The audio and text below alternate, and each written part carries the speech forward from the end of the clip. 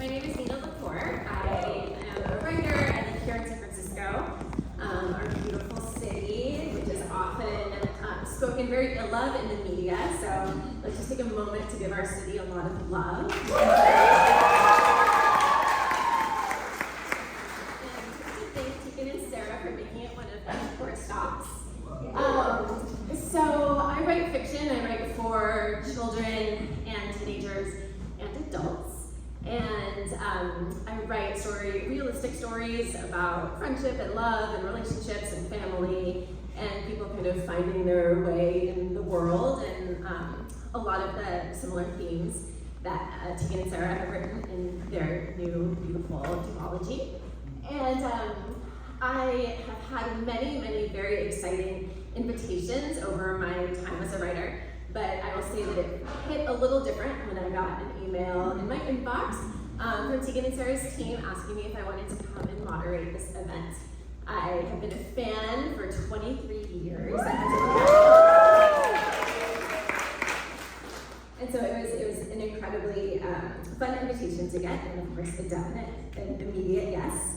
And then when I was asked to send them photos of myself in 8th grade, I was like, oh, this is not a typical author talk. I'm not just going to be asking them questions. So here I am in 8th grade. I am sitting here with my middle school bestie Sheila underneath the bit of our lockers in middle school.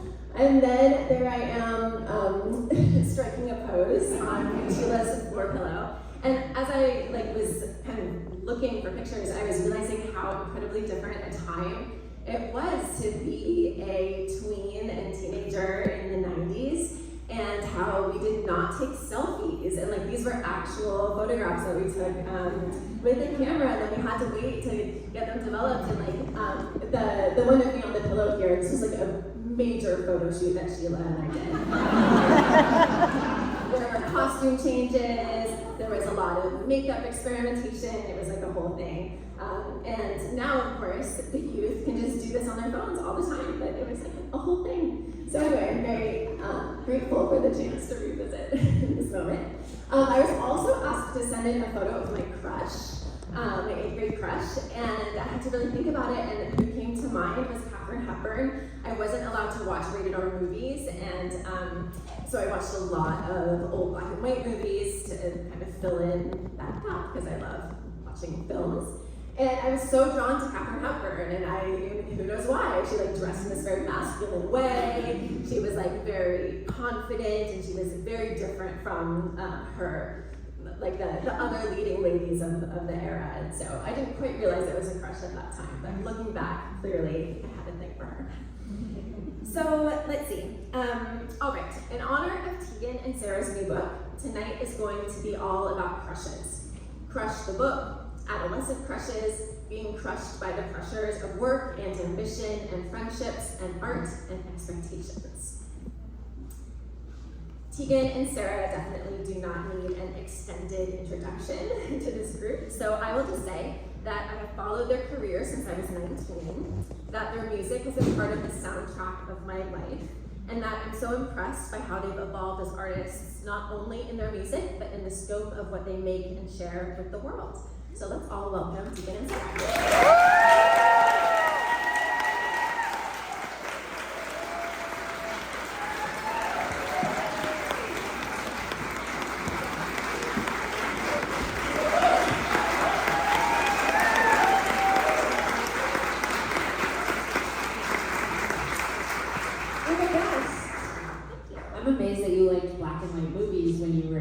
Because I didn't. I loved them, and in fact, it was really hard for me. Well, actually, I don't know why I'm talking about this. Talk about it. Please. Well, when my wife and I first got together, shout out to Kristen here. I thought that everybody liked black and white movies, and so I was like, we're just gonna watch. It's movie night. What are we gonna watch? And I was like, let's watch, the Philadelphia Story. And she'd be like, okay. And then I feel like it was years later that she was like, I was like, oh, you're bored by these. I think that's a rite of passage, I think, for queers. Because I made my partner watch one of the first things that I think it was the first thing we watched together when we started dating was the Halloween episode of Roseanne. She's from Brazil and she'd never watched Roseanne. I had no idea what it was. And we were hanging out on Halloween, and I have like a weird sentimental nostalgia like disease, and so we got to a Halloween party, and then we got home, and I was like, I want to watch the Halloween episode of Roseanne, and she's like, who's Roseanne? And so then I explained that to her. By the time we put her on, she fell asleep right away. And she still brings that up every Halloween. She's like, remember when you made me watch that horrible TV show? I'm like, anyway, we can't unpack that one time, but All right. Okay, let's talk about Crush. Let's start over junior high. So let's start with Crush. As I mentioned, it's about being crushed in a number of different ways. And it's about romantic crushes, which we're going to get to a little later. And it's also about being crushed by the pressures of being a musician, two musicians, and about a new set of expectations that come when music isn't only for yourself anymore, it's for a public. So can you tell us about how you went about conceptualizing Crush and all the different ways of being crushed? So when we sold our pitch, really just for high school, our memoir about our actual high school experience, this was sort of like a deal we did immediately following that, and it was very opaque to us. Like, it was like, do you want to make this a story for a middle grade series and make it a graphic novel, but it's set in junior high? And we were like, yeah, sure. Like, we were just like, sure. And then literally years later, we actually had to sit down and write it. And Tegan, yeah, it was crazy. And we'd been through like the year of intensive writing and, you know, sort of like unearthing of these like archival documents and artifacts from our high school years. And we were really, really invested in that time, which is like the 90s, the music, you know, just like the relationships and all the things. And there was threads back to junior high because so many of the significant people who were in our life in high school, we had actually met in junior high. And so, I don't know, we felt like experts, and how hard could it be? And we'd written a book, you know, like we were like, how hard can it be? And Tegan, it was actually right before the pandemic. I think it was right around when the pandemic actually started. We put together a document to sort of make sure that we were on the same page as the editors for the junior high novel, and they were like, this is not at all what we thought you were going to do, and it's wrong. And so, and it was set in the 90s. It was our story. It was our real, we thought they really wanted us to tell our junior high story. And it was, our junior high story is scarier than our high school story, and so they were like, please God, just delete this document and never ever try to tell that story for a middle grade audience. That sounds like a challenge.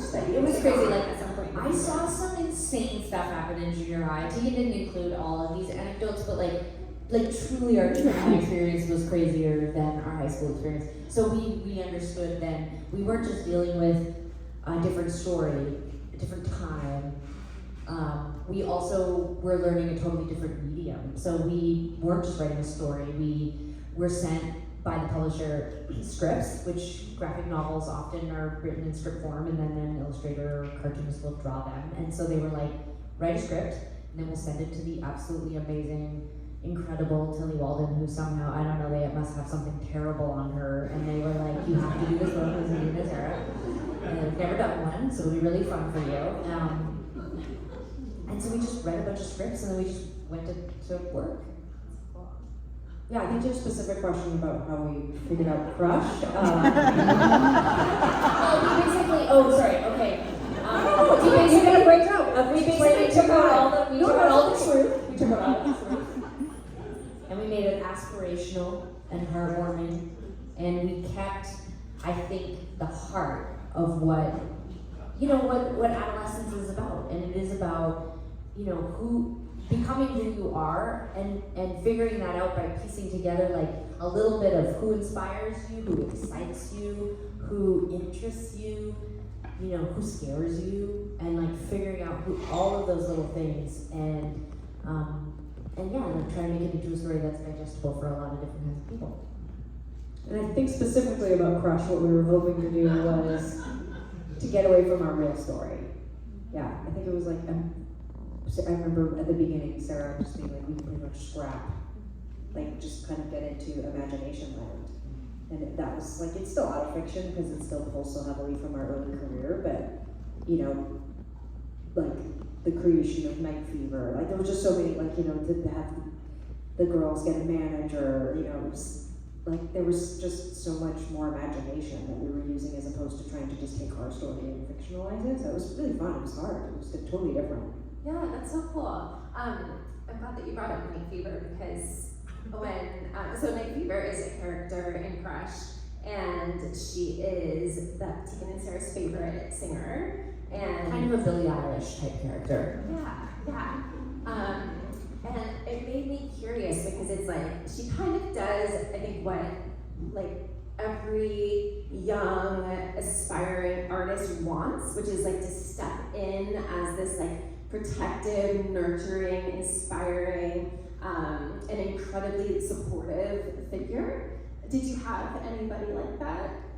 No, Sarah said this the other night actually, in a weird way. That was, I think Crush is very aspirational. Like, I think we adapted, like we took a lot of what, like for people who haven't read Crush yet, but read junior high, you know, at the beginning of Crush, you know, Tegan and Sara play a contest and they don't win, but they get a manager, and all of a sudden there's all these adult things that get thrown at them, photo shoots and videos and a manager, and of course they're still dealing with all their crushes that they have on their friends and whatever. So all this stuff is happening, and I think for us, I do imagine what it would be like if we were 13 now versus back in the 90s when music started to take off for us. And I think we wrote a very protective version of the story, you know, like the parent characters are constantly reaffirming and reassuring Tegan and Sara they don't need to rush, you know, they don't need to be excellent, it doesn't need to be a job yet, they're just kids having fun. And I don't think that it's just young people that need to hear that, I think we all need to hear that. I think social media reflects this really curated, perfect image, we all know that.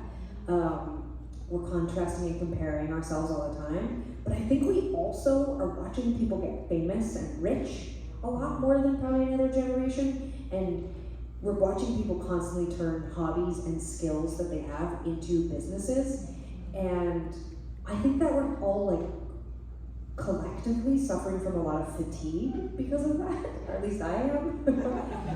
You know, like I keep saying, like you could be good at cooking and not turn it into a cooking show, you know? You could be good at knitting and not turn it into a side hustle on Etsy, you know?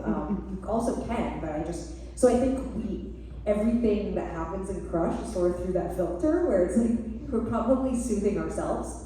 Like we're probably giving our adult selves some advice, like, so it's not a mentor that did it back then because we didn't have any, because it was the 90s and we didn't know any other musicians, but we're kind of going back, like time traveling to that younger self and reassuring them now, like you don't have to be on social media every day, you don't have to travel the world for 3 years at a time with your new album, you don't have to go on TikTok and show people how you put makeup on, you know, like don't do it.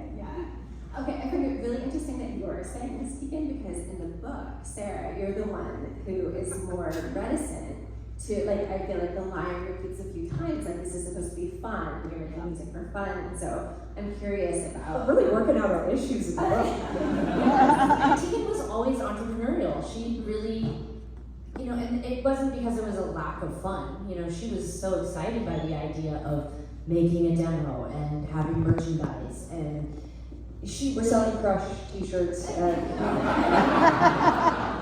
we all have our books here and all signed. And the books are all pre-signed. Yeah, so we're all supposed to tell pre-signed. you. but I think that was fun for her, and that sort of line that was crossed eventually, I think there is a difference, like the thing Tegan's talking about where like you have an interest and you try to turn it into the home shopping network, that's different than, I mean, we were just blooming, we were in bloom, if you will, and we were discovered, you know, like that's different. Like we would, of course we were like, we want to be rock stars, whatever.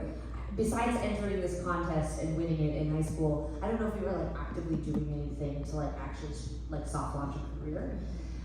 So it's like slightly different, but one thing I will say is that the thing that I really felt when I went back to our high school years, and then of course like sort of grafted back to our junior high years, I loved making music. Like, I loved just writing a song. I loved the feeling of coming home from school and closing the door of my bedroom and like just the physical sensation of picking up the guitar and singing. Like, it was absolutely a release. And I had struggled since I was like in elementary school. I had struggled with a lot of anxiety, specifically in my body. Like, I had a lot of worries about like health, and I don't know, I had all of this stuff that was happening in my brain, and when I would play music, nothing was happening in my brain. And so it was such a huge release for me. And the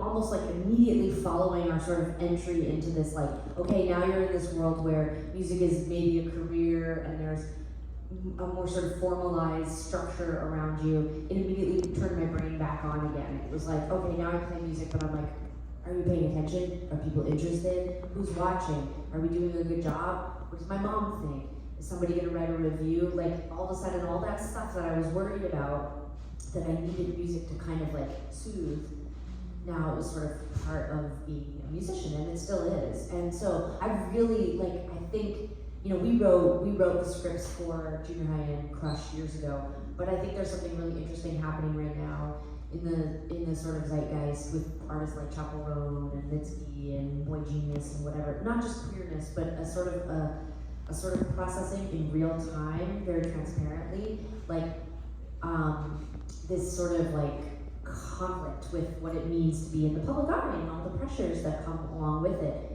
And I really relate, because I felt that almost immediately when I was a kid. And so writing about that, even in the softest way in these books, was really cathartic for me. Because I think in the actual time in our life when I was sort of like nervous about what was happening, it was more matter of fact. Tegan was like, but I want to make a record. And I was like, I don't want to. I want to hang out with my girlfriend and, you know, whatever we were doing. You know, we were just eating a lot of Chinese food, and then we would just sleep, and then we would watch TV. And I was like, that seems so much more fun than going with Tegan to a coffee shop and playing a gig and doing 2 sets or whatever. And but I think what was actually wrong, or what was actually happening, was that I felt stressed. You know, I felt stress and anxiety about my job, or what it was to have suddenly this thing that I loved turned into a job. And I just didn't have the vocabulary back then to talk about it. So it's so nice and refreshing now that we do. So, like, okay, what you're saying about being able to like get into that kind of zone of creating and not thinking about anything else, like, I relate to that because that was like a few steps back in your answer. But when writing, I feel the same. Like, in the best times of writing, I feel that way too. Like, the rest of the world doesn't exist. I'm not thinking about what people are gonna say about it. And I also feel this like real protective feeling about a project before it gets like turned in, or like before it goes out to reviewers, or you know, whatever. And that is making me think about how both of you, I mean, your careers have evolved so much from being, you know, musicians, like, first and foremost. And I'm curious actually how you would identify now that you've written several books and you know, Straight. Straight now. And we have a TV show and a film that's coming out next week for 9 days. And so I'm curious about, like, do you think that your forms are evolving so much because you're like chasing that feeling of it being like new and like a new thing to disappear into and experiment with? It's a great question. What are we chasing? I think, you know, in 2018, which was when we decided, we wrote a book proposal in Seoul High School and subsequently junior high. 100% we were looking for an opportunity to be creative and still do storytelling, but we wanted something different than albums, because the process of making music is usually quite amazing and fulfilling and satisfying and exciting, but increasingly over the last 20 years, it becomes more about, okay, well, we're gonna record the album, and then it's just almost immediately about marketing it. How much are you going to tour? When are you going to tour? When are you coming here? How many dates are you going to do? How many months are you going to be on the road? When are you coming back to this place? You know, and there's so much pressure from the record labels in every territory, and your agents and your managers and the band and the crew, and I think we were tired of that. I think we needed a break from that. We've been on a pretty consistent kind of cycle for 20 years, basically. We started in 1998, so it was 2018, we were like, how do we be creative? We still have this energy and this excitement and this hunger to make things and tell stories and connect and continue to foster our community and build our foundation. And we were so ambitious in that moment, but we were tired. And yeah, so I think when the book thing happened, I don't know if we were chasing that feeling of what it's like to make music so much as we were just exploring and curious about could we derive pleasure and excitement from doing something all alone? Like when you told me backstage that you could work on a book for like how your newest one, 4 years. Like I was like, we should take time like that. We should. You know what I mean? Like, and I think when you're young, you have so much to say and you're just spitting things out so quickly, and then combine that with the way that our culture is and how quickly, you know, the day our last album came out, Crybaby came out in October, almost 2 years ago, the day it came out, our manager showed up at our gig in New York and they said that the label was wondering if we wanted to go in the studio and record some new songs. I was so tired. I just was like, what? So I think maybe books are like a vaccine for this like unwell, obsessive, compulsive, must put out thing disease that we have. Like we need to slow down, and I think spending time enriching and growing our skill set, I think it's like important. Like I feel genuinely so inspired by what you were saying about your process. Like I have other ideas that I've been working on. Like I was saying to you, that it's one idea for a year and a half, and I felt like I was running out of time. Yeah, I feel so much better now. Yeah. It makes me think like maybe writing a song and writing a novel or a book are like very opposite. Like, Yeah. In terms of like time, maybe. I mean, I don't know. What is it like to write a song? This is like so not on script. Crush. We explored for this sensitive songwriting process. Actually, we did, because we had to figure out how to write about the twins learning how to make music. Yes, Teenagers. I think it depends. Like I can work on music for months and write different versions and totally take things apart. And Tegan has always been more prolific in that she would say, "Oh, I woke up today and I wrote the song and I recorded it," and then she'll send it.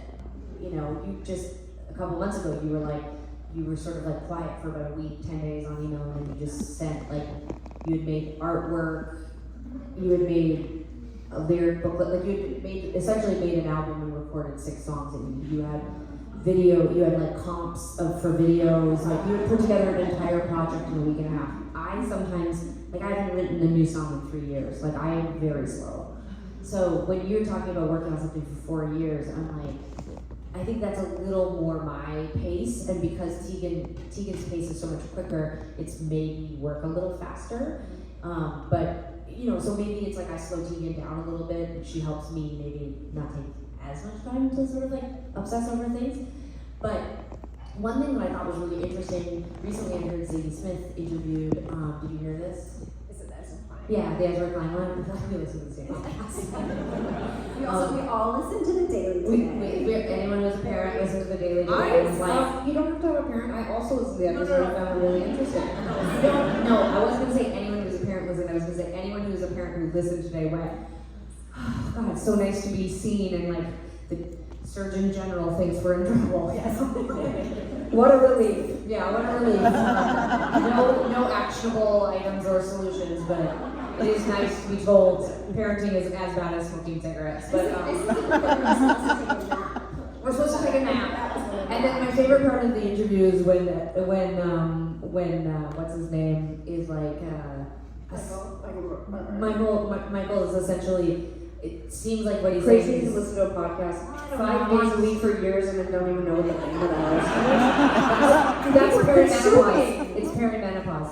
Anyways, but when she says, well, you know, you can take a nap, and then it's like, oh, but how will your partner feel about that? It's like the nap horse. Shots fired. Nap horse. Absolutely. Anyways, I heard Zadie Smith say this really beautiful thing in an interview with Ezra Klein a couple weeks ago that really resonated. And music is abstract. You can break all the rules. That's why we can have a career. You know, it's not about it's not necessary. I used to think that to be successful as a musician, you had to be talented on a scale that was, I don't know, like you were classically trained, or you sang in perfect pitch, or whatever. It was obviously why we were attracted to punk music and grunge music, because these were people who just seemed to say, I will just sing, and I don't know, it's almost like I will put my square through a circle. Like, I may not be naturally gifted at this, but I have something that is driving me. And you can be successful as a musician and not necessarily be good at it.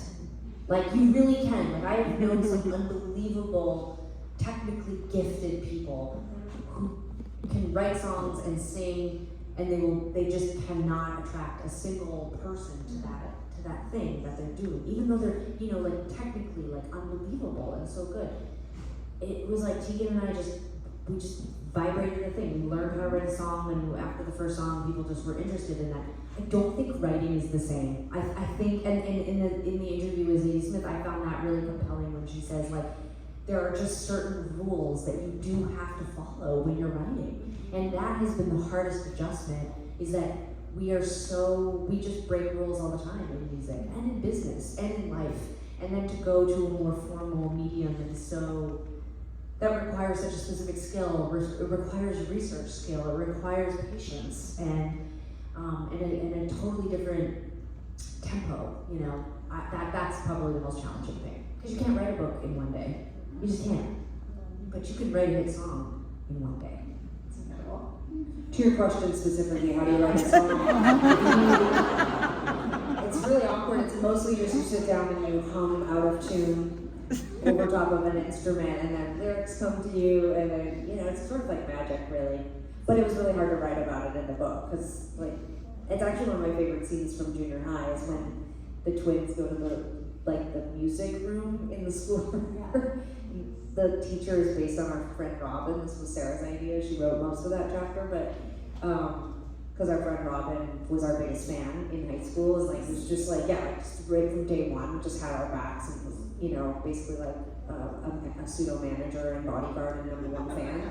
But she also works in junior highs and high schools now, and worked at our high school for a while, and so I thought it was an amazing homage to her, like, to make her the teacher that oversees this music space and gives young Tegan and Sara space to write a song. But it was hard to figure out, like, that's where Tilly Walden really came in handy, is because writing about music is so weird. Like, how do you explain how to write a song? It's really hard to do. But the way that she, like, captured the enthusiasm in the twins, like, by drawing them, it was really fun to look at. It's so cool. Like, her artwork is so beautiful, of course. Spinning her graphic novel, so gorgeous.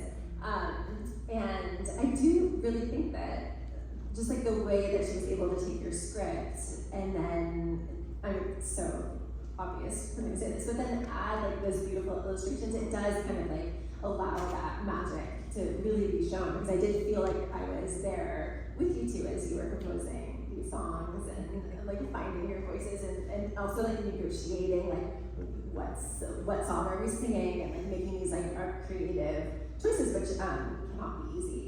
Yeah, it's amazing to see her depicting frustration and annoyance on each other's faces, because like, during the heat of the moment, every one of us has probably had some sort of annoying relationship with somebody, be it a sibling or your partner or parent, coworker. It was quite satisfying. It was like therapeutic to read the book and see the expressions and be like, I think what I'm describing right now, probably some people are being like, no, it's really easy to know how someone feels, but sometimes I don't know how people feel, so it was like really interesting to be like, oh, when this character says that, look at how that character is reacting to it. Yeah. I was like, oh, this is how that felt.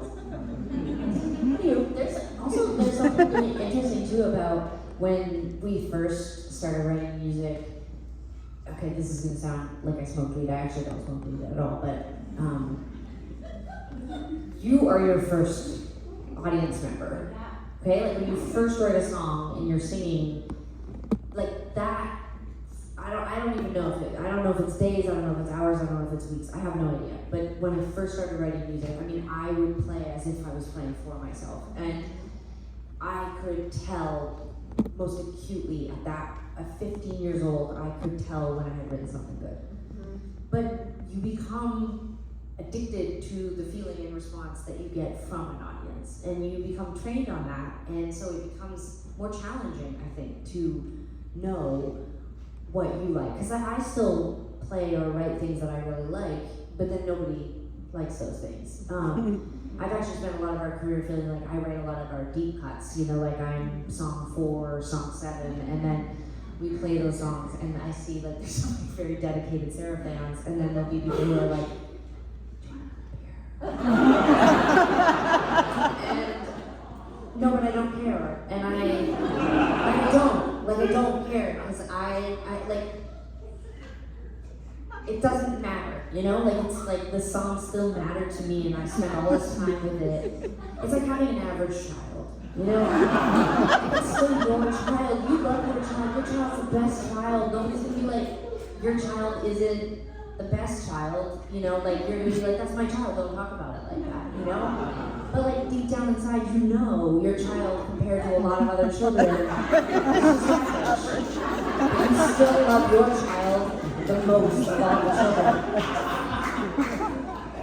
Could segue into these photos of us as teenagers.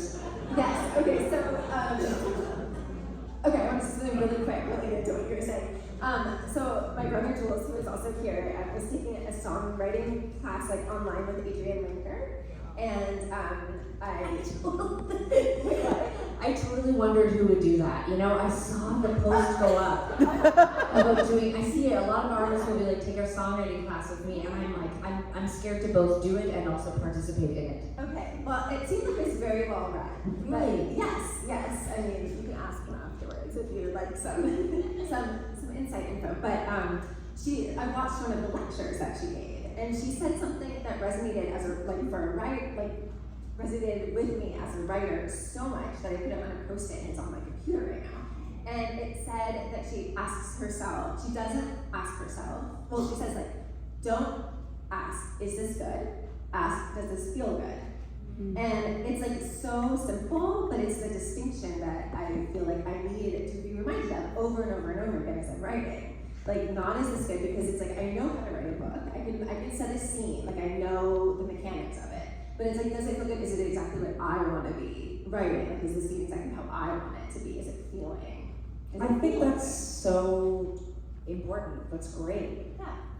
I think certainly in the music context, if you don't know how to do it, what if it's a feeling? Asking for a friend. What if my friend has been doing it for like 27 years and doesn't feel or know if something is good? Well, okay. What if you don't have either option? Well, No, it wasn't if it feels. It's not feels if it's good. You added the if it's good. It's like, does it feel good? Does it feel good? But what if you think it doesn't feel good and you don't know if it's good? Okay, but Is it bad? for your friend, like what I was just hearing your friend talking about was writing to feel good, like writing for oneself, right? Like writing the song that your friend loves, even if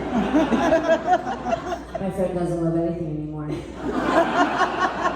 I think I see some of this angst maybe goes way back. So let's talk a little bit.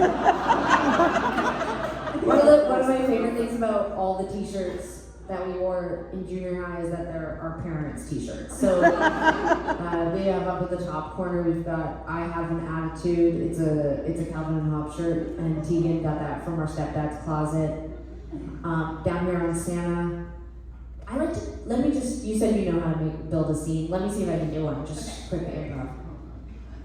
Do you guys want to go to the mall and take a photo with Santa Claus? I know, you're teenagers, but it could be funny. I don't know, should we go? Put on your favorite t-shirt, and we're gonna probably give this photo out in the Christmas cards this year and give it to your grandparents. I have to say I can't read your expressions. I'm gonna tell you, I'm wearing a Take Back the Night shirt. Because I was very preoccupied with feminism and social justice. Santa's favorite topics. I don't know what Tegan's shirt I'm says. wearing a World Roots t-shirt. This is a Canadian company, Roots, so this is like probably very like a world peace type probably empty promise, but But your shirt at this age, but our especially- facial expressions, those are real. Like we actually kind of seem like we're enjoying that. Yeah, hell yeah. And t-shirts are a billboard. This is who we are. This is it's captured forever, you know? This is what's going on through our heads. In the black and white one, I'm wearing it. There is no difference shirt, and then on the back it has all the ways you can say no. It's from my mom worked at the sexual assault center. I don't I'm in 8th grade. I'm like rolling up in that shirt. I think it says a lot about the school we went to.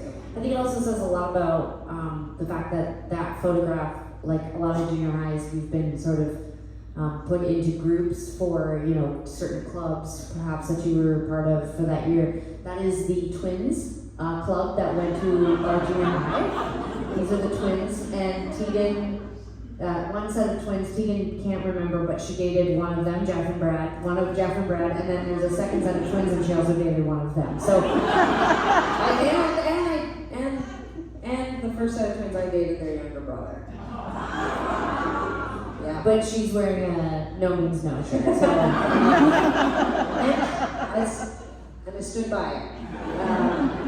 What were you like in 8th grade? Were you popular? Were you anti-establishment, left of center, a nerd? What were you? I was trying to survive middle school. I was not popular. I had like a little group of friends. My main memory of 8th grade is that I really loved rap music.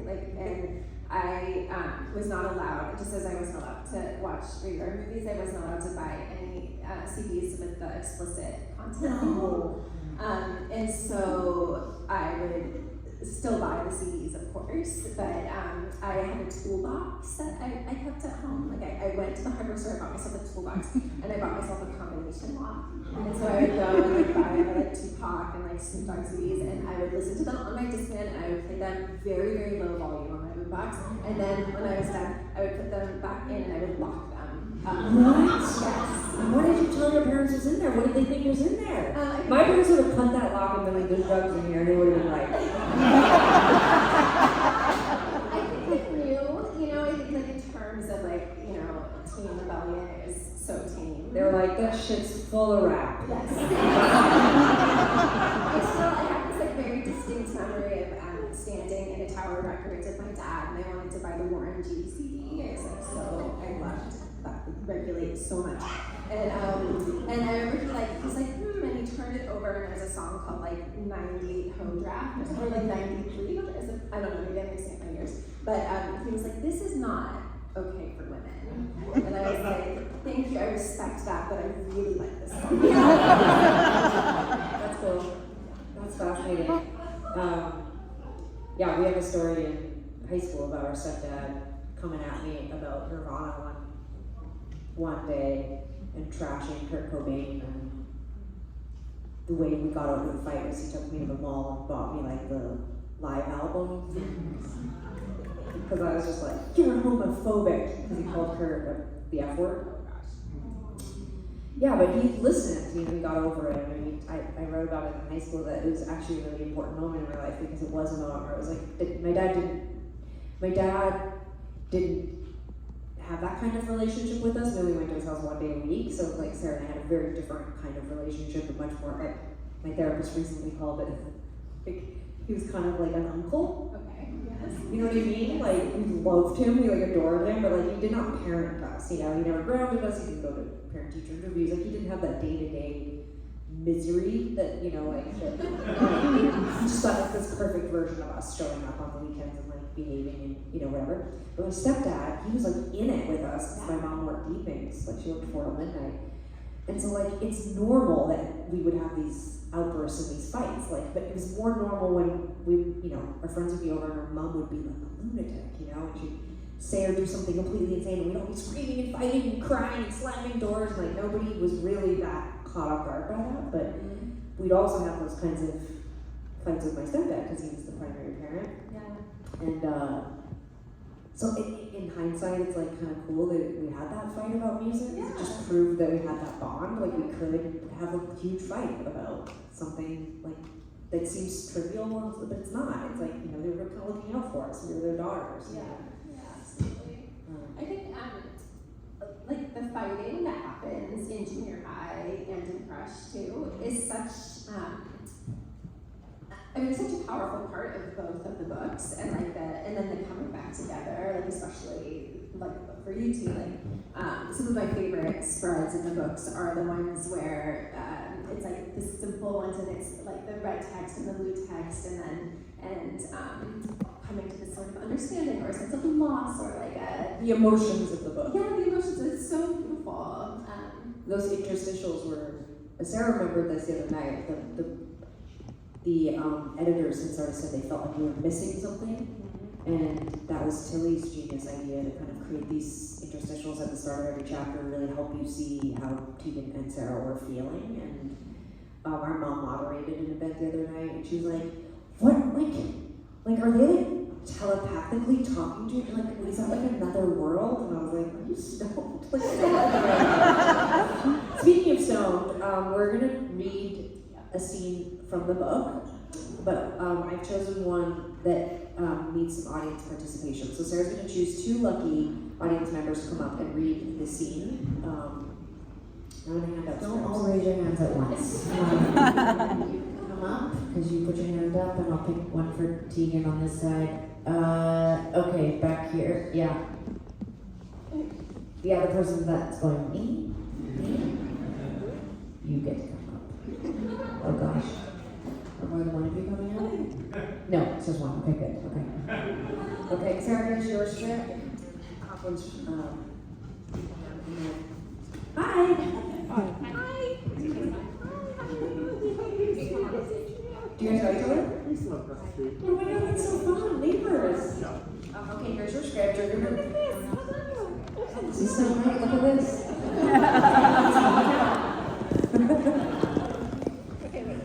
Okay, you're gonna have, you get your own mic. Let me set the scene a little bit. For those that haven't read Crush yet, at the end of junior high, Tegan has a falling out with her best friend Noah because Noah chooses the other girls over her. So Crush opens with her really missing Noah and having had a very boring summer. And so this scene is the first time Tegan and Noah, you're playing my best friend Noah. It's the first time we're seeing each other since you fucking ditched me for all the other girls. And then this is the first time Sara. Yeah, middle school sucks. Yeah. That's no excuse, Noah. For treating me like that. You should have had my back with my best friend. I didn't mean to. I just like felt the pressure. Okay, now I feel bad. Okay, well, save this energy for the script. Sarah, her best friend, who's also her crush, Roshini, has gone off to summer camp where Sarah spent the summer watching Roshini hang out with this girl, Lola. So this is sort of Sarah and Roshini seeing each other for the first time since summer. And that's it. Okay, you're gonna play the drama teacher and the narrator. Okay, here we go. All right. School auditorium day. A teacher stands on stage in front of a group of students. The atmosphere is relaxed with bright stage lights and the soft murmur of excited students. All right, welcome to drama. Let's do a little warm-up. I want you all to howl at the moon like wolves. Oh! Excellent. Now we're going to get into pairs. We're going to do trust falls. Let's see. Evan, you with Samira, Talia, Clover, Tegan, Noah, pair up. Tegan and Noah, as they exchange nervous but determined looks, ready to trust each other in this exercise. The scene transitions to the trust falls. Tegan and Noah stand facing each other a bit awkwardly. Let's get cracking. Please don't drop me.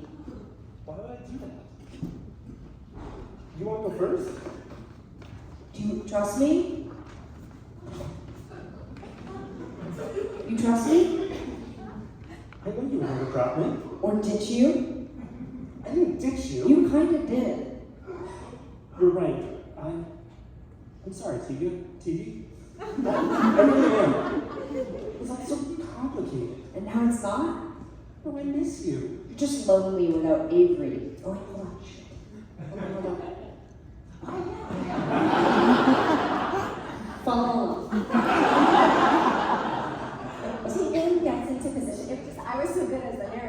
so caught up in it. I was like, oh, on the fucking screen. Alright. Tegan gets into position to fall into Noah's arms. She starts to fall back and Noah catches her easily. There's a moment of relief and reconnection. Perfect. Switch. Give me another chance, Tiggy. I'm sorry I didn't stand up for you at the dance. I don't know, Noah. Fall. Trust me, Tegan. Tegan falls into Noah's arms. Sarah is sitting with Rashini in a hallway, leaning against lockers. They're talking, and the atmosphere is relaxed. Are you edging away from Sarah? Oh, you're acting. You're acting. Hey, you didn't get involved in your story.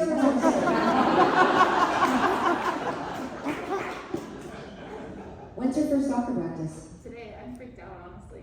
You? Soccer star? You'll do great, I know it. Oh, you're sweet, Sarah. My legs feel out of practice. Your legs are perfect.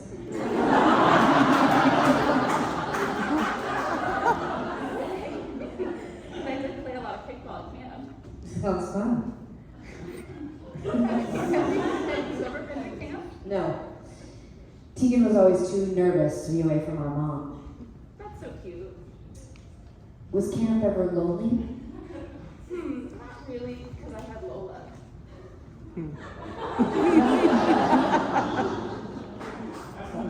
Is she your best friend? She's my camp best friend. Oh, okay, cool. She's so funny. Sarah's cell phone buzzes. What's up? It's nothing. Tegan and Noah are sitting together. Tegan's cell phone buzzes. Tegan pulls out her cell phone and looks at it. Who keeps texting, Tiggy? It's just our manager reminding us to practice. I love your new song. How did you hear them? The tryouts online. His ex-friend about me. Would you be mad if it was? No way. I'm your number one fan, remember? Back to Sarah and Rashini. I saw your tryout online. Everyone was sharing it. Did you like the new songs? I liked Killer Bee best. The line, "This long distance, it's so vicious." Rashini pulls out a friendship bracelet. She hands it to Sarah. I made this bracelet for you at camp. I thought about you all summer. Oh, thank you.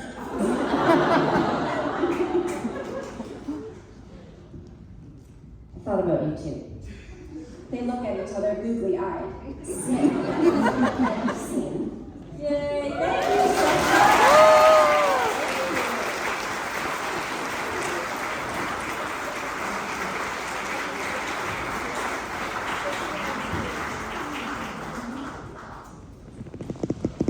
Okay, so wait, is this the script? Like, is this how you handed it in? Like, oh, okay. No, we would, so when we were doing the script, we would describe every scene, location, Like a proper script. Okay. yeah, like facial expressions, like, you know, we tried to include as much detail as possible.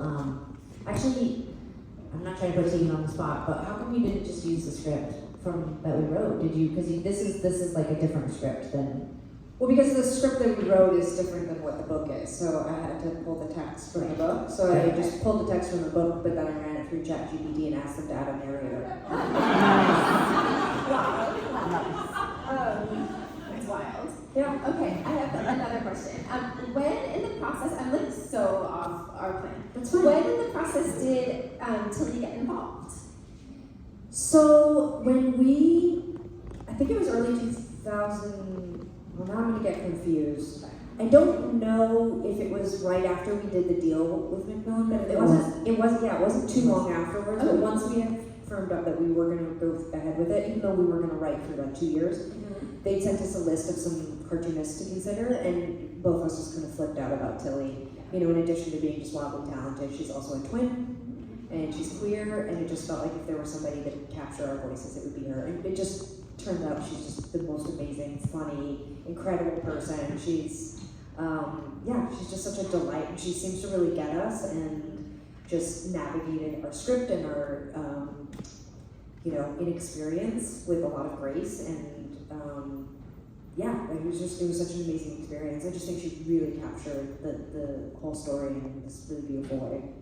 There's a really funny reel that you did on Instagram with her, like when the book came out, and when you guys are like, it's coherence, you know, and it's funny because it's like coherent as a selling point for a book is like, that's like the baseline, right? But it really is, I think, a feat to like write a script like this and then like have it be illustrated and tell a whole story with so few words and And I think you actually just pointed out something so important because when we handed the script to Tilly, I mean, she said it was a compliment. I don't know if I believe her, but she was like, this is the longest script I've ever been given. But she did say it was amazing because it gave her so much detail. But she sometimes dislikes just being a collaborator because it can be quite hard to try to envision the world and that we really laid everything out.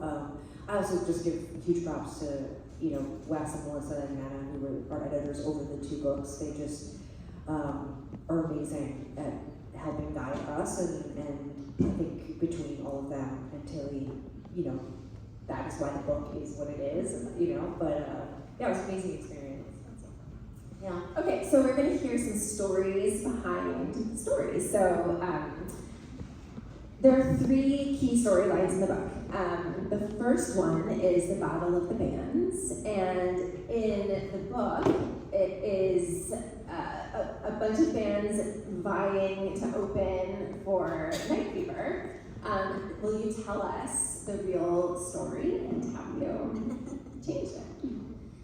Our mom, she had gone back to school when we were in elementary school, and then again when we were in high school, and she was a student at the University of Calgary, and we were familiar with the University of Calgary and Mount Royal College.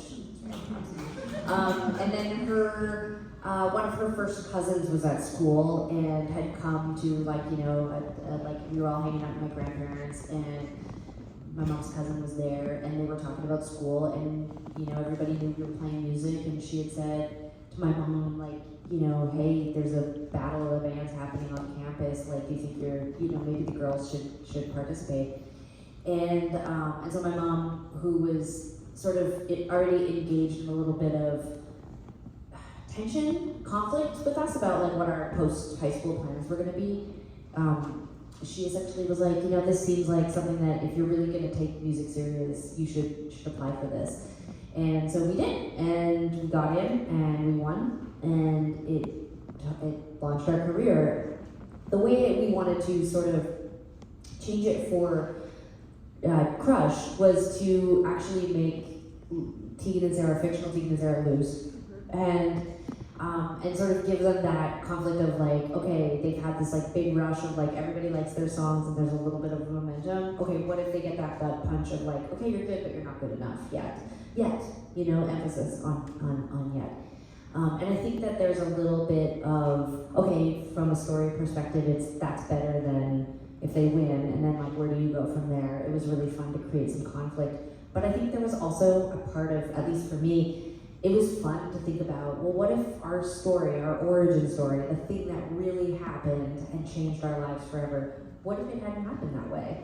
I know for myself, winning that competition in real life, it was so exciting.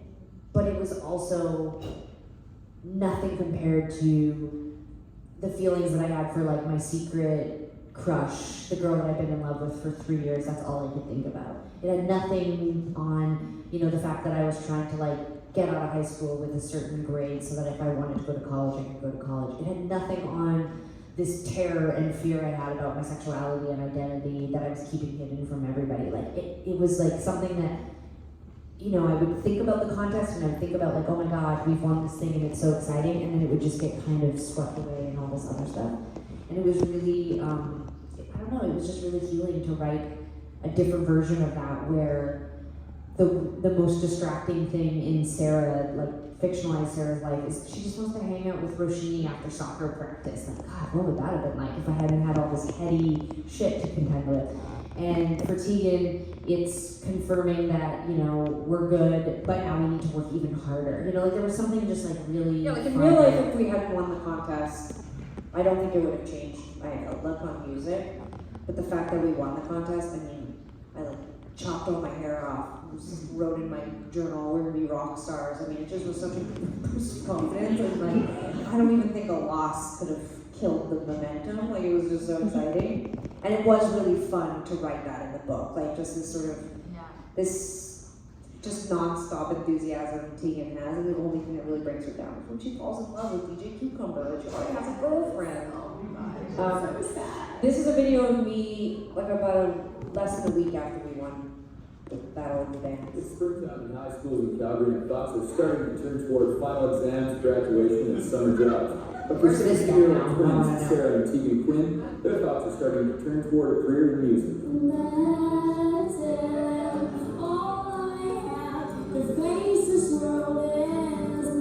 This is where it all began 2.5 years ago, writing songs and learning how to play guitar. And it might have stayed here if the twins hadn't entered Garage Wars, an annual fight to the finish between rockers and punk bands. We're like two little 17-year-old kids sitting out there and saying what we want to say, and we don't have anything, nothing to hide behind. And maybe that's what the difference is that, I mean, the music industry, getting up on stage, going in front of people you don't know, saying things that you wrote down to yourself, that's very, very, very intimidating. They earned higher marks than any band in the 7 years of Garage Wars. It's something they find a little overwhelming, but very exciting. The clip is heartbreaking because that's our mom waiting in her Jeep. Like, we're already dragging her into this nonsense, even then. She was so tempered, you know, she was so excited by all of this, but it wasn't a stretch to write the mom in the book the way that we did, because she was always so protective. Like, you know, parents, this is in no way, I'm not trying to judge people who have very talented kids who are trying to make them successful. Our mom had this wonderful balance of, yes, you have talent and it's very clear you want to do this, but can you just like hit the, you know, the brake a little bit? Like, she did not do the thing that sort of is like cliche about like parents who manage their kids or whatever. Like, she wasn't like, sign the first record deal. Like, you know, she really was like, I don't know, she was just so tempered. She really believed in us. And I really took that to mean like, you know, if we're good, we'll still be good in 6 months, you know. And she was really, like, she was like, finish high school, like, you know, I don't know, she really got that part, but at least for me, she really got the part of me that was like, no, I wasn't like, let's drop out. Tegan would have dropped out, like, she would have been like, I'm moving to the big city, like, she was like done, you know. And I was like, I don't know, I'm a little bit nervous. My mom was like, let's finish high school, let's wait till you're 18, till you can sign your own contracts. Like, she did not pressure us, and it was really comforting to write that version in the book, because I think that it is a testament to how instinctive my mom was, that, you know, we didn't have to rush and do anything that we weren't ready for yet. Yeah, that comes through so beautifully.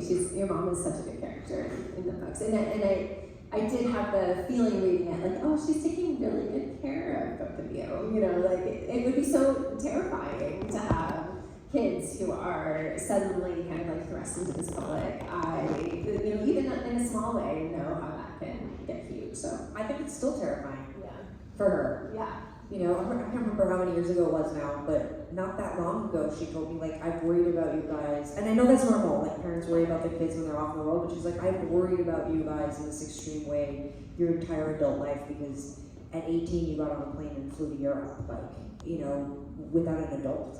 You know, she's like, it's just, she worries about people saying mean things about us, she worries about our own self-esteem, she worries about our relationship to each other as siblings, because we've never had an identity separate from each other. I mean, you know, she carries a lot of that, and I told you this before, but that she loves junior high and crush because she kind of hated high school. She thought high school was like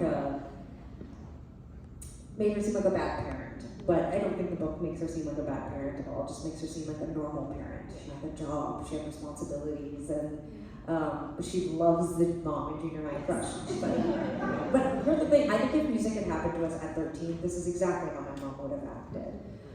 We were, you know, months from turning 18, you know, we were months from having to pay rent and move out of her house, and I think some of the, I mean, you know, another big storyline in the book is what happens to them after they lose the contest, and one of the first things they do is they get this magazine comes to them and asks to shoot photos of them and do an interview, and it's like, that literally happened. My mom was picking us up from our high school and driving us to do interviews and photo shoots, and there's literally nothing she could have said to stop that, you know? Yeah. We were so excited. It was like for the first time in so many years, someone had come to us, outsiders, like adults, and said, there's something special about your girls, like they have a future. Like she couldn't, like we were literally about to be adults, like what was she gonna be like, no, wait? Like she did say you can't sign a record deal, but she didn't stop us from Dressing like that. yeah. No, but she just like, there was momentum that she couldn't stop, you know? So how was the first photo shoot? Oh gosh, I mean, we were so self-conscious of our bodies. I couldn't find the first photo shoot that we did, but I am wearing this big, giant wool, like hand-knit black sweater with this like design on the front, and the guy, like the photographer, had like, this big ladder. Do you remember this?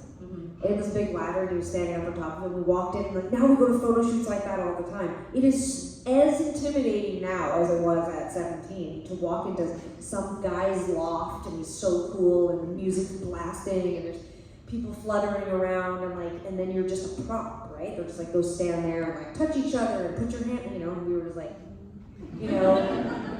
But it's so funny in the photo, he's like shooting us from above and I'm like kind of splayed out, like looking up, like, but I don't remember anything from the shoot. All I remember is being in our mom's closet beforehand and her trying to help us pick something to wear. Okay, so you picked your own clothes. You weren't Oh, dressed yeah. for it. There was there was no hair and makeup. I mean, it was very much the era. You can't tell?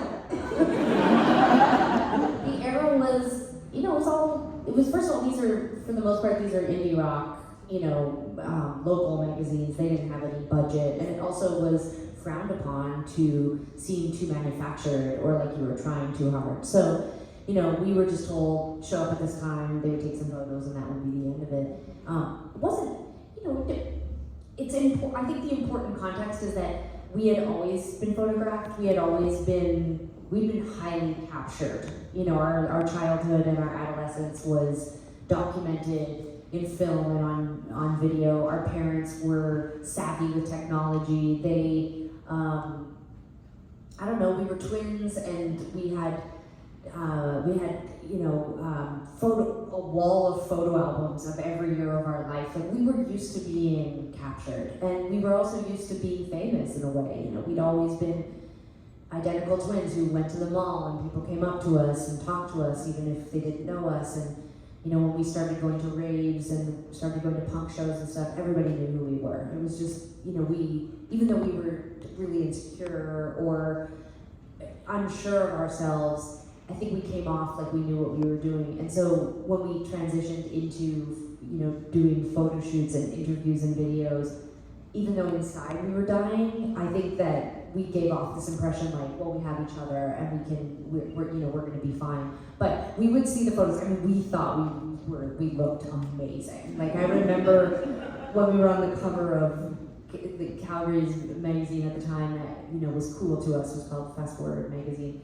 And it was in our school, like, you know, it was in the vestibule when you come into the school, they would have like the racks of the weekly magazines. And we were there, like there was piles of magazines with our faces on it, and people were just like, we had lots of friends, we had a really tight community, but suddenly this huge high school where we didn't know a lot of people, like kids were like picking up the magazine and being like, is that you? Like, you go to our high school? Like, what the hell? So it was really, really exciting. I think our self-consciousness about those photos and the experience of taking the photos came later. One of my favorite stories from high school and this moment in our life happening was this girl who ended up being really hilarious. We never were really close friends or whatever, but she said that after the whole winning the battle of the bands and like this like moment of press or whatever happened, that she was like, yeah, I vaguely remember you guys. Like, I just remember, like, loser, drug addict, like, you know, like, just, like, at the smoker's pit, you know, smoking weed, and you just, like, did smoke weed, did acid, and she's like, it's like you guys were kind of losers. Like, I had no idea that this whole other thing was happening. I love it because it's sort of, for me, I mean, and this is part of the joy of taking these stories and interpreting them through a modern fictional lens, you know, for the book, was that like there's so much happening around you. You're really just focused on your own experience, and it was fun to try to to figure out like what, like in the video, like when, you know, Tegan and Sara shooting a music video, it's like to give the friends around them feelings and thoughts and emotions about what was happening, because in our career it was just us. You know, so it's like the first time we made a music video, I don't remember having any conversation with anyone about it. It was just part of our job. And other people's reactions was just like, you're famous now, you're gonna be rich. And it's like probably played on a music channel like twice at midnight or something, you know, it was like, it didn't change anything really, but you know, it was just fun to kind of interpret what people must have felt. And it also had no, like at least for me, I remember, whether it was the music video or recording, you know, professional demos, all I wanted in the world was to use those, I guess, I don't know, like milestones in our career as a way to get the girl that I wanted. And she was like, I don't feel that way about you, I'm not gay. And I was like, what's the point of all of this? I don't like it was I'm not even joking, like I remember being like, I had pined for this girl for so long, and then I was like on the cover of a magazine, and we were flying off to do, you know, a music festival in Vancouver, and all these things. And I just remember right before our big grad in grade 12 or whatever, I just remember being like, I've traded it all for you. And she was like, that's too bad, because I am not interested in you. did you use your talents and abilities to woo women? I mean, yeah, sure. I would like to say that my talents played a little part in wooing. Yeah? Yeah. Should we get your wife out here to confirm that? Wait, before we, because crushes I think are our next section. Oh, I got all flustered. Okay, crushes are our next section, but we do get to see a little bit of the Yeah, so this, so yeah, in the book, of course, the twins end up shooting a music video. I actually found this kind of easy because we've shot so many music videos, but this is our first music video. We're only gonna play like 20 seconds, it's all I can handle, but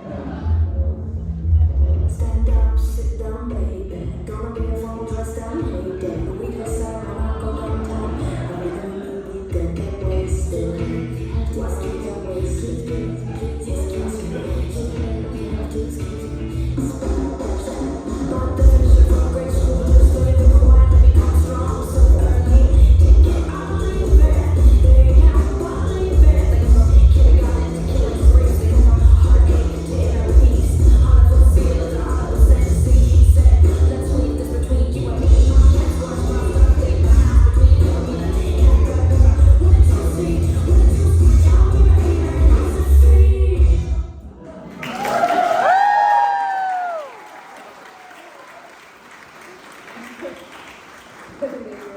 we did the book event in Vancouver, and you know, like all our friends were there, but both of our partners were there. My mom was the moderator.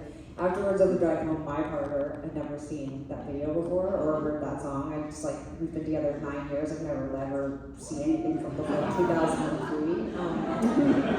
And she's like, you should get. She really liked Sarah's hair in the video. She's like, you should do frosted tips. I think it would look cool. I was like, are you crazy? Honestly, I love the video. I think it's so great. And I sit here like watching both of you kind of like roll your eyes at it. Yeah. But what you've done in the books is actually like treat your younger selves with a lot of tenderness.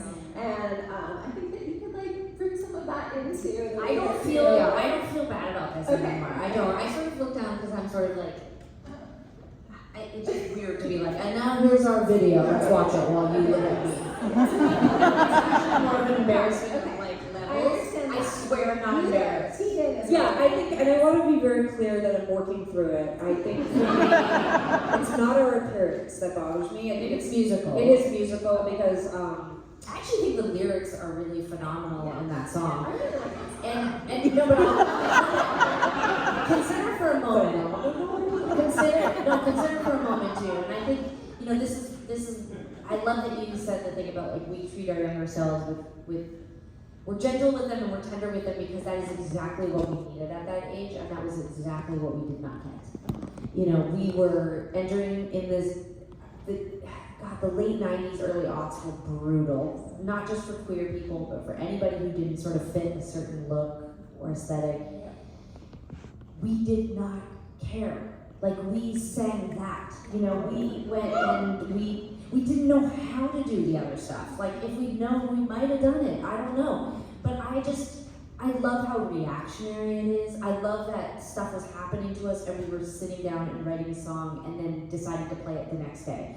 And that song I had played more than once before, obviously, when we made the music video, but it's true, it was very much of that moment. Like, it was a late addition to the record we were making. Like, it is, I think that is partly what I pick up on, is just the raw joy of getting to make music, like, the dumb luck that this happened to us. Which, by the way, I think, you know, when we were in LA last night, all my friends were there afterwards, they were all like, you have not changed. Do you understand that? And I'm like, yeah. Like, at 17, at 20, like, that sort of raw, unfiltered joy and dumb luck of, like, just can't get over it. Like, that's always been emanating from me. But it's not joy. What I love about that clip and the song. No, what I love about that song is actually the rage. You were mad. And that song is about Columbine, and it's about housebreaking, and you are, the drums and the energy of it, it was rage, it was anger, and we were leaving high school and going into the world the same way that people right now are leaving high school and going into the world mad at the world that we see around us, mad at politics, mad at the fucking environment and how we fucked everything up, and like, we were so mad. And I was also very joyful and excited to get to be a musician. but that's not what that song is. No. And I think obviously that's what I see. So I can watch the music. The music is hard for me because we've changed so much and it's pretty rappy. You probably love that. But for weird, so you don't even had to put it in your toolbox. You know? But I think what actually is harder for me when I watched those clips and I got over it, it was just the unfilteredness, like that I just was, just vibrating with excitement, you know? Which and some of it certainly was what Sarah's expressing, but it's painful sometimes for me to watch the interviews and listen to the stuff or read my journal because it's just, I'm so joyful. Like, I just don't know why.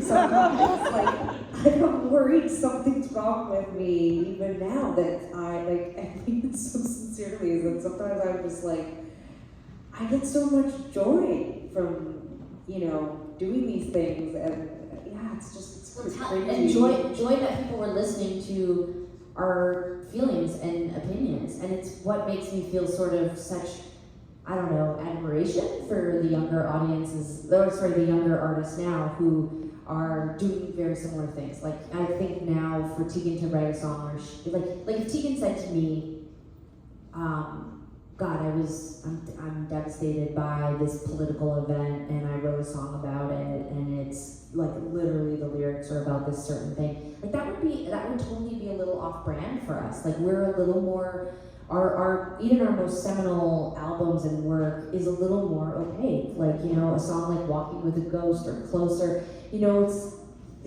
Closer's not opaque. That's about trying to get it on with somebody. I just mean that it's like, but Walking with a Ghost is definitely opaque. But Closer could be, but I just mean that it's like, it's a feeling that you could have at any age or with different people. I just mean that it's it's not as, that's the skill of learning to be a songwriter and be universal. And the thing that is so beautiful and remarkable about being young is you don't know yet to even do that. You just say it all. And so as much as like for a long time I also struggled to listen to the early music, I still do. That album specifically, This Business of Art, I almost find it's impossible for me. I'm so self-conscious about the choices. But when I hear that song, I'm like, wow, Tegan was so brave to like write that and just say it, And I don't know if we would do that now.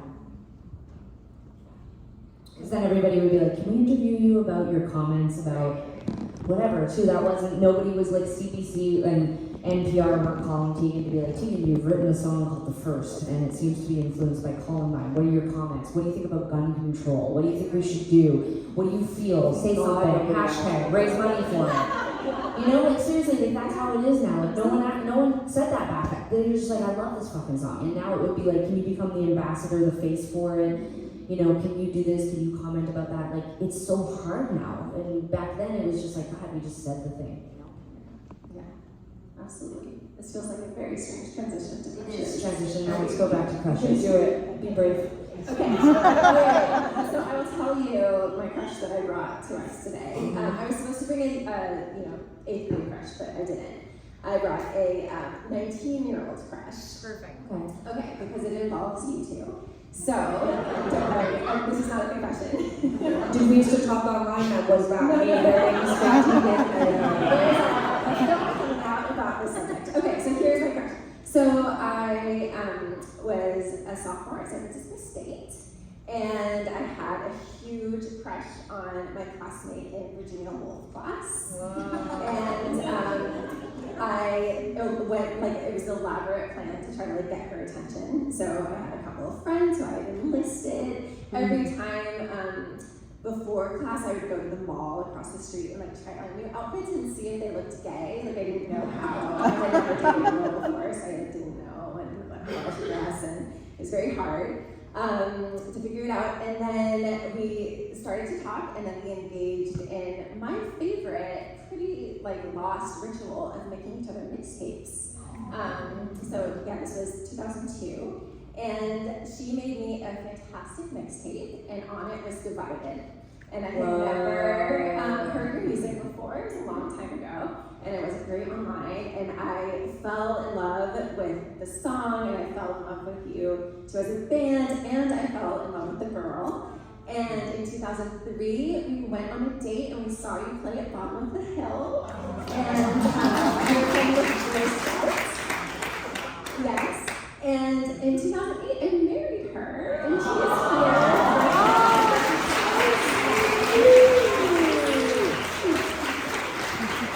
And I just like I've been thinking a lot, before this night, and just thinking about like how incredible it is, 19, and like listening to this mixtape, and it was like part of what kicked off like my amazing life that I get to share with my wife Kristen and our daughter here in the city, and it's a great story. So tell me about your crushes. Well, so before this like book tour, we'd like sort of roughly talked about what the flow of the show was going to be and all the different things we were going to talk about, and obviously it's such a theme in the book, like the different kinds of crushes, including being crushed by the anxiety of friends and work and ambition and all those things. But I had written to Sarah and was like, maybe we should put like a photo in of us with our first crushes, but our real first, like, I immediately went to like the idea of like a boyfriend or girlfriend, and like actually Sarah and I went on our first date when we were 8, ten.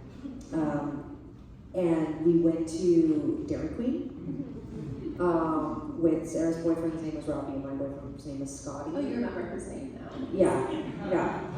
And the 4 of us took a photo. They got us each like a fake flower beforehand, and the 4 of us took a photo together. And I'm telling you, if I showed you a photo right now, you'd be like, which one's Tegan and Sara, which one's Robbie and Scotty? Because it's like just 4 kind of red-faced, chubby little guys. You know what I mean? We were not 10. How old are we? We were living in Marlborough Park, and so we had to be younger than grade 3. We were probably 7 or 8. Okay, whatever. Different Why time. were we going on a date alone to Dairy Queen? It was 1987, that's why. That's what we were doing. But that's where my brain had gone, was like, oh, relationships, and then I was like, well, I'm not gonna put that photo up on the screen. So we ended up putting photos of our first girlfriends up. But then this whole trip, like this whole tour, we've been mostly just talking about like who our first crushes were. And so, here they are.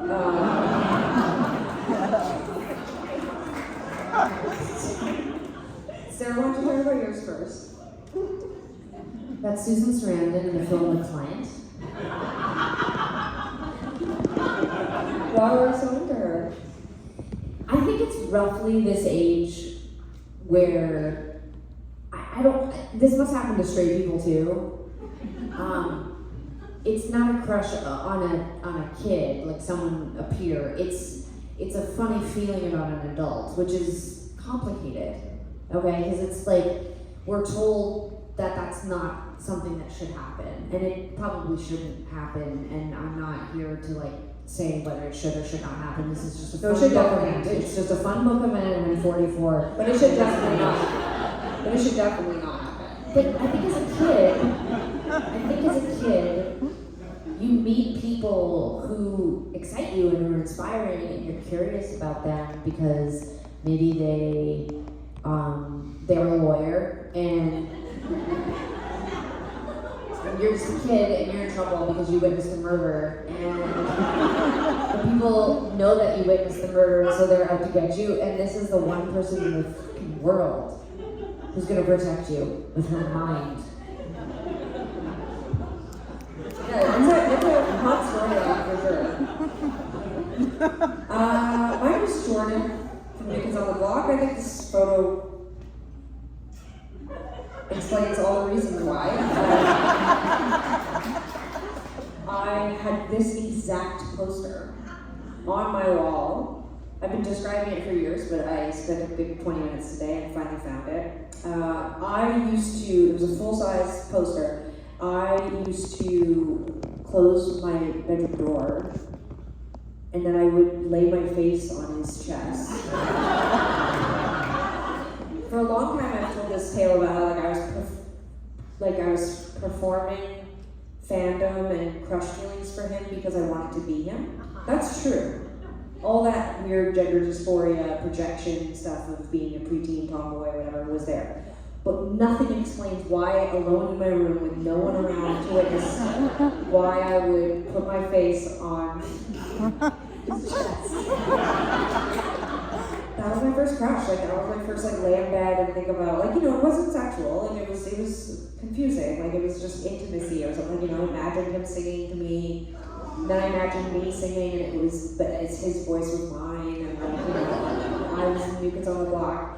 I watched his Christmas special or some special performance that New Kids on the Block did on Oprah the year that they were really big, and it cut to MSG and Madison Square Garden in New York.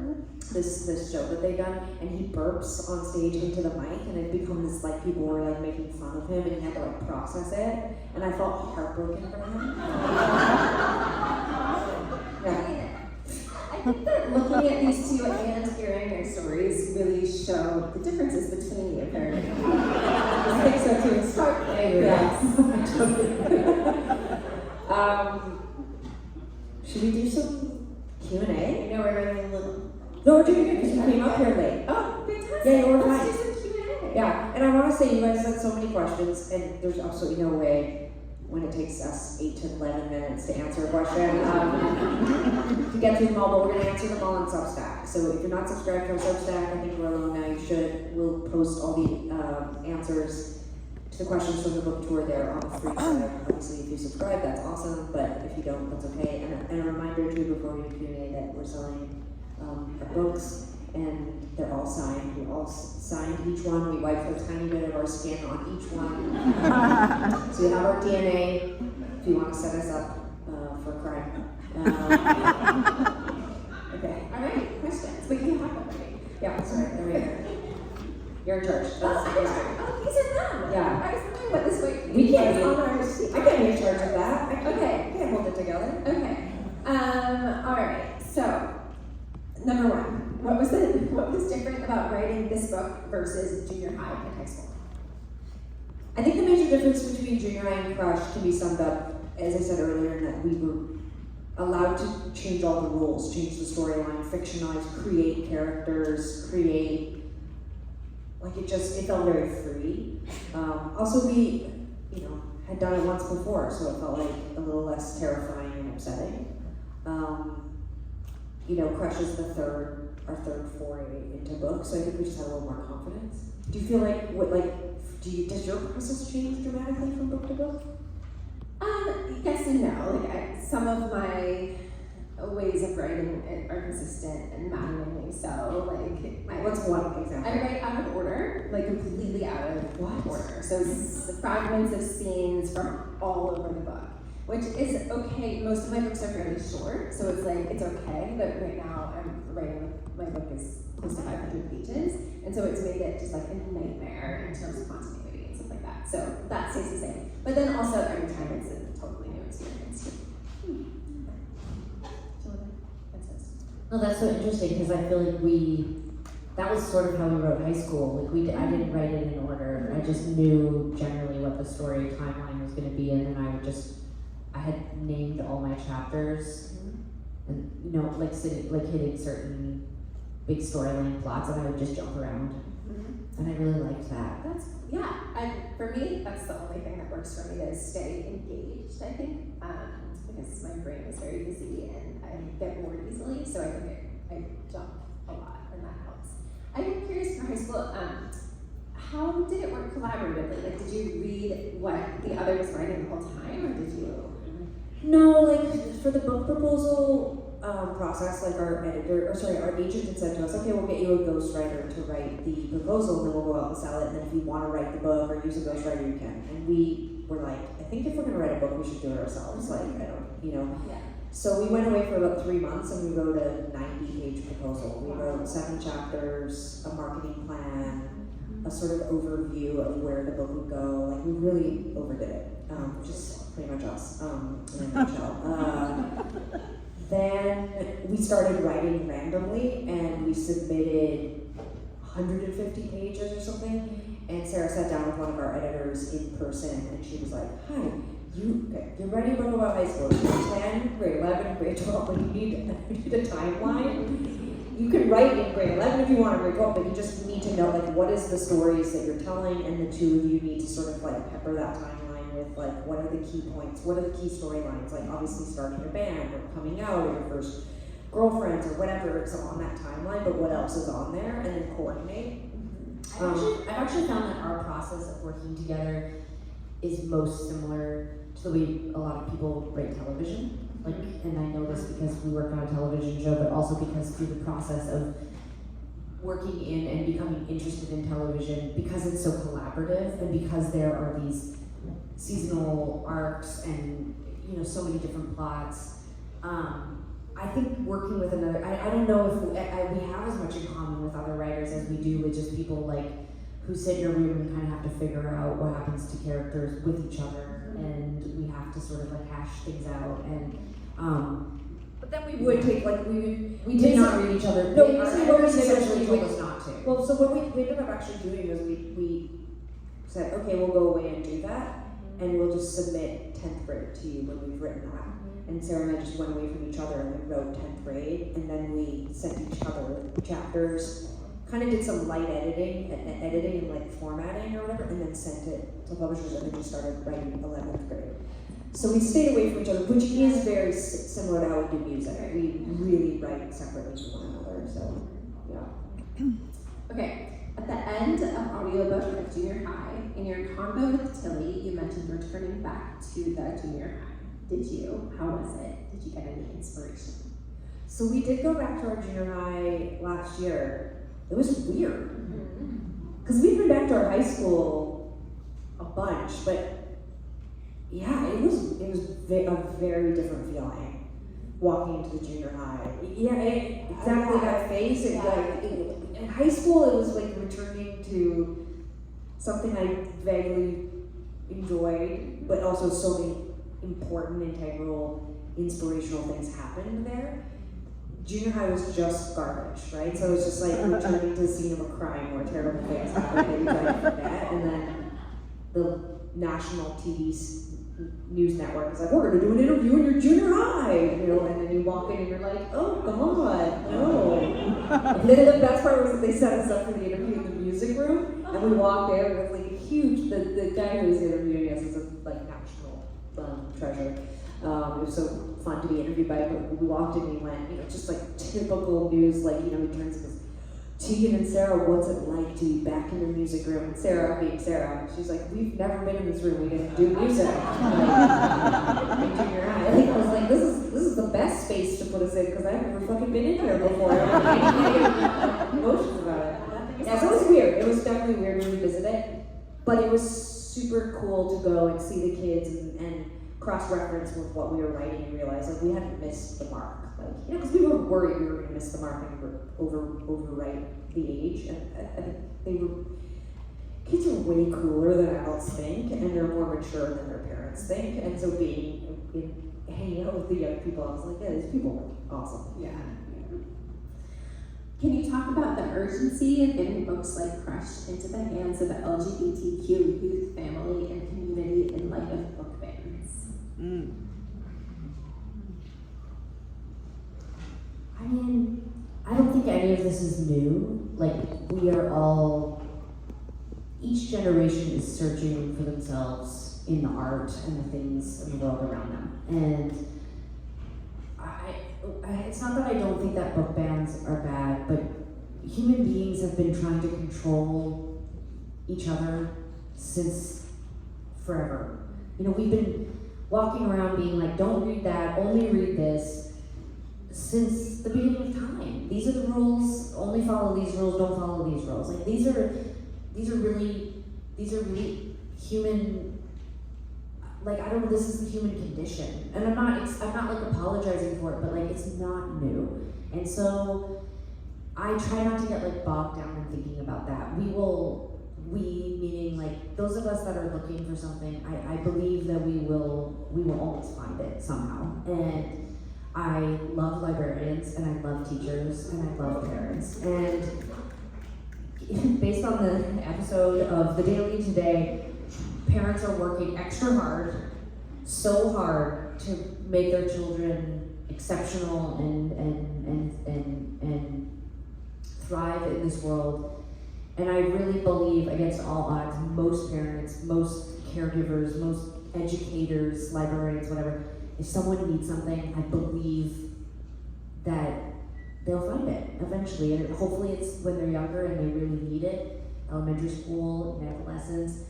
But I've also received letters that have shattered me from people in their 50s, 60s, 70s who figured themselves out. Like, we will figure ourselves out. And I just have hope that, you know, we're adding to, you know, a big, beautiful canon of work that is out there, and hopefully, you know, people will find it.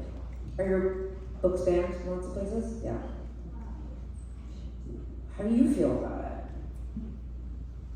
I mean, Sarah, what you're saying does resonate for me. Like, my very first novel was banned, and that was in 2009. So, like, it feels very familiar. I mean, the pace and with which it's happening, and the numbers of books that are being taken off shelves, and I think especially like the fear that librarians are now facing, like, for their jobs and their livelihood, has definitely gotten more intense. And I think it's something to definitely, like, you know, watch closely and speak out about.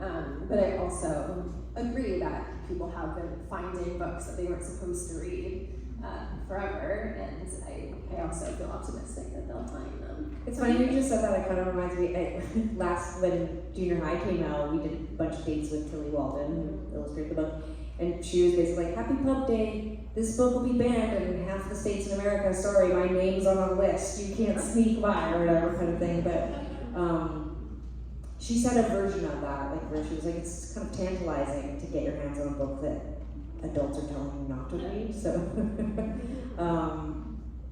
yeah, it's just so fucked up, man. There's so many other things to worry about. It's just, it never ceases to amaze me what adults become consumed up with, and the way that they try to control young people. Like, I just, like, there are so many better things to worry about. Like, you know, that could be a whole other talk, but Who was your favorite and least favorite teacher from middle school? I chose this question because in 8th grade specifically, he was neither my favorite teacher nor my least favorite teacher, but he's a teacher that I've thought a lot about since. But he was my homeroom teacher, and he was also a science teacher. I won't say his name, but he was really young. I think he was only in his second or third year teaching, and he was hot. Like he was like a good looking guy, and all the girls in our group were obsessed with him, and would openly flirt with him. And he would do that, thing that guys like, sit on the desk, like legs kind of like apart, like smiling and conversating with them or whatever. And it corresponds with like in elementary school, I'd been a really good student, specifically in math and science. And very like typical, like the statistics, like my grades, it's specifically in math and science, tanked as I got into the junior high experience, where I become more concerned with like friends and socialization and bullying and all these other things that were going on. And but I like to personally internally blame him specifically for my science grade like bombing, because he was so obsessed with like the girls in the class and the attention that they gave. It was just this weird, and it was like the first time that I thought I don't trust teachers. That's like what sticks out of my mind, was that it was really, there was lots of teachers that I hadn't liked, kind of like, or been like, didn't connect with, but he was the first teacher where I was like, we can't trust adults. And his name is, hold on, I always really liked my English teacher and homeroom teacher, grade 7, like first class I got assigned. She was really into sports. She loved the Calgary Flames, which was our hockey team, and yeah, she was great. And she also in some ways became a bit of a villain to me, because in grade 9, when we became difficult teenagers and we were like protesting things and getting more mouthy and confident, she was actually one of the teachers who really seemed to be quite disrespected by our outbursts. And I don't know her at all. Like, and it's so strange because some of the teachers and some of the adults from our youth we have come to know because of our success and our celebrity or whatever. But she's not one of them. She died. She's not dead. She's just avoided. Do you know her?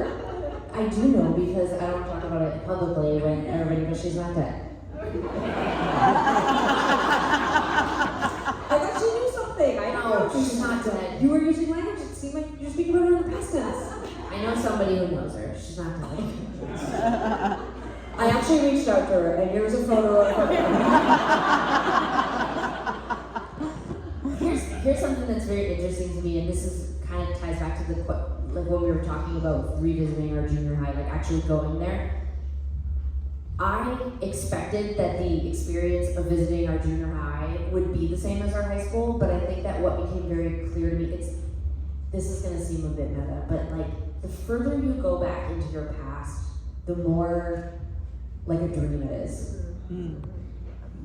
I have memories of junior high and elementary school and the houses I lived in and the neighborhoods I lived in, but to go there is more jarring, because your memories of it and your visual memory of it is not as sharp.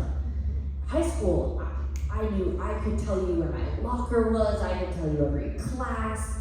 We were on the precipice of adulthood, and I would argue, and probably my therapist would too, that we are stuck in our adolescence because of how profound launching our music career and our sexuality and all these things.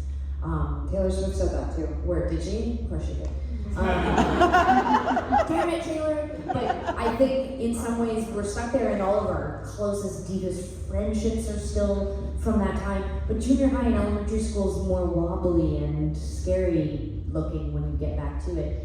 And in some ways, I never really felt seen, like really seen by an adult until I was in high school. Man, you should have been in my grade 8 homeroom in a science class, because maybe if we'd been together, he would have seen us. But what was there to see? Like, I'm not trying to say that there's not something interesting about, No, I was just joking. like a junior high kid, but like the parts of me that I was like dying to have acknowledged, they were they weren't there yet. Like, I really feel like it's the one teacher is that English teacher, and it's really depressing, but the most flattering thing she ever said to me was that I was really good at those time tests where you have to find a word in the dictionary. I mean, she didn't exactly see my soul, you know?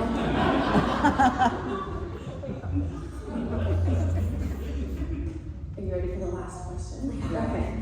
Reflecting on your experiences, how have you seen views on LGBTQ? You're not gay. If you can't say it, you're not gay. How do you say queer? Okay. How have you seen views on queer relationships change? And what do you think? And what do you, basically I just can't communicate anymore. What do you think shows that in Crush? We've worn you out. Read it from the start. Okay, here we go. Reflecting on your experiences, how have you seen views on LGBTQ plus relationships change? And what do you think shows that? Yeah, okay. I missed the word views before, so okay. Look. Everything to do with LGBTQ plus everything has changed so rapidly in the course of our lifetime, in the course of 5 years. It's such a big thing, like, you know, because I have to break myself into two parts. I have to break myself into like Tegan, who just is a normal person, and then Tegan, who's been in this band and who's been a public person for my entire adult life. As a band, as a public person, I think things have changed really dramatically in very specific ways, and then not at all. I think that there is, like, for example, an incredible explosion of sapphic pop music, for example, and just LGBTQ artists in general. Entire Spotify playlist just for us. But there is still a ceiling. You know, like, you can hold every single one of those artists in one category and then put Sabrina Carpenter or Taylor Swift next to them, and they're not the same. And they can open for those artists, but there's something there. There's a ceiling. When you are an LGBTQ person and you're out, there's just something different. Like, it doesn't matter, I could write the best song I could change the world with a song, and I am still this. And I radiate. I tried the other day to say that I think I pass as straight, and like, I nearly killed one of my friends. And she was like, is that really how you see yourself? And I was like, yeah, I think so, right? But it's not gay or straight, it's just different. And I think that we move through the world very comfortably. We understand our privilege as cis people, as white people, as kind of femish like people. So I also have no idea like what it is like to be an LGBTQ person out in the world who is not in a very successful band with privilege and money and a team of people who support me and work for me and literally physically protect me. So the personal part of me really struggles with how much has things changed or not. I'm incredibly empowered and excited to see young people in aspirational numbers coming out as non-binary or questioning or curious or identifying under the LGBTQ plus umbrella. It's thrilling. I love, like, as just a normal person, how queer music is right now and how many thriving LGBTQ people there are, and like, you know, I can get really excited about all of that, you know, but I think that as a public person, I still really struggle with it, because I don't think it's as easy as we think it is to be queer. I think it's still really, really hard, and especially the second you step off this continent, it just gets astronomically, horrifically worse for LGBTQ people around the world, and I think it's just really easy to roll yourself into thinking that everything's great here because we can have gay marriage, you know, or because we've got gay pop stars. We're just seeing increasing numbers of suicidality and mental health issues, and, you know, less and less representation. Every LGBTQ TV show basically lasts one season and then gets canceled. You know, more and more anti-trans legislation, more and more anti-trans, like, I could just go on and on, so it's like, it's really hard to be the cheerleader all the time and be like, everything's changed, you know, jump around everybody, look how big the crowd is at ACL, and I'm literally like, yeah, but like, go talk to the average LGBTQ person, and they're still like underrepresented, under-researched, underfunded. We gotta keep fighting for change. So, and we're gonna continue doing that. But you know, I think for a lot of years I was afraid to say the negative stuff, but I think it's changed a ton. There's so much great representation. Please don't forget that it's really hard still. Yeah. Thank you. I was like that? Oh, sorry. I was just gonna say that I was like, we can finish before 9, but you're right. I just was gonna say that I also think it's very narrow focused to think about just representation and music. This is our world, like it's our wheelhouse, so it's really easy to see the world and change through that lens. But as a new parent, as somebody who, you know, grew up where it wasn't legal to marry the person I love,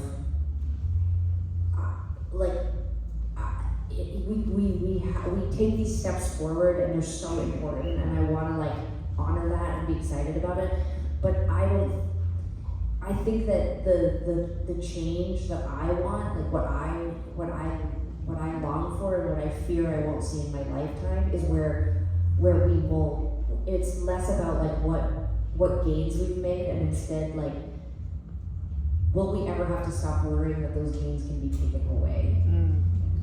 Because when I was 20 years old and I lived in a world in Canada where I was being invited to weddings and I wasn't actually allowed to get married myself, and I couldn't even begin to think about having children, where I was facing homophobia all the time. Like, that was the world. Like, it was just so like sturdy. Like, that's what it is. This is just like, this is what I've grown up in.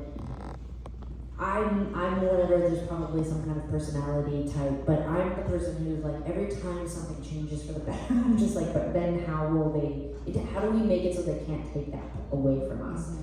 And I think that we're living through that. That's the stage we're in. Right, And so many gains, but there's so many gains and there's so many beautiful things, but how do we make it so that the next generation doesn't have to think about, you know, are they gonna make it? Like, I think about this all the time. One of my favorite writers is Russian, and they live in the United States. They wrote for the New Yorker, and actually Gelson. Now it seems like I don't know who the person is, but this is a poser. Their work is so beautiful, and they had to leave Russia because, you know, there's a first of all, just like politically, like, you know, they could be in prison, they could have they could be crazy, horrible things. But they are partnered and they have children, and they are not legally allowed to have their own children. Like, I find it so unbelievable, like, that I live in this world. So it's hard for me to see sometimes the small gains, because I am of course zooming out and thinking about what would it be like to live in a world where someone could come into my house and tell me that my son is not my son, that I'm not allowed to have him, that I'm not allowed to touch him and kiss him and hold him and hope for his future. What is that? Why do we live in this world? What is the, you know, like, it makes me feel very fatalist and very negative. So, you know, I think that's... Have a great night, everybody! I'm just trying to be real, like, you know, I think that's the thing, is that, like, I care about the change that has happened, but I will devote the rest of my life to making change that I think is more permanent, and I don't.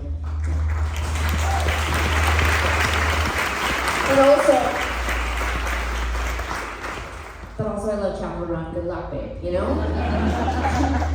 Change happens over time. Those are monumental things that change the way culture sees and thinks about things. So it's good. Totally.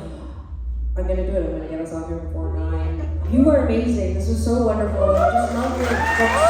Thank you for being here. Thank you for nominating. Thank you to all of you for coming and hanging out with us. The three of us are gonna scamper off the stage, up the middle, to the back. Don't do anything weird. The plane is exiting backwards, so we get out first, and then you all get out. It's been such a pleasure to see all of you. Thanks for being here.